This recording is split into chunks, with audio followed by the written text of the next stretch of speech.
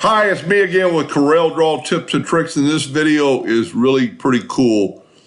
Over the last several years, a couple of people have tried to make single line fonts for various reasons. I had one guy a couple years ago wanted to just mark real quickly with a vector cut on the bottom of some boards that just identifies product. Well, this is a product by Monster Macro called eCuts.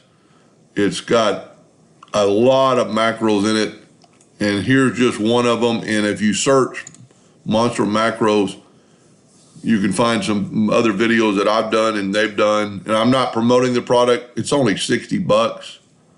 They send it to you, you load it, and it's yours forever. But we needed to make, a couple years ago, we needed to make single line fonts, and right here is a deal called Center Line.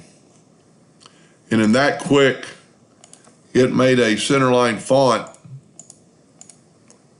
of that text. So I tried a weird text, see if it would work. So you wouldn't have to have just a normal text.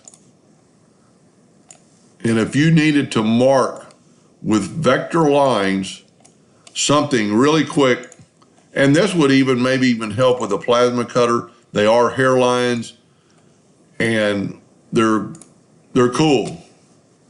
So that's by eCut by Monster Macro or macromonster.com. I mean, go back and look at some of the other videos I've done about nesting, and I've done quite a few, and I'm learning it more and more as I go along.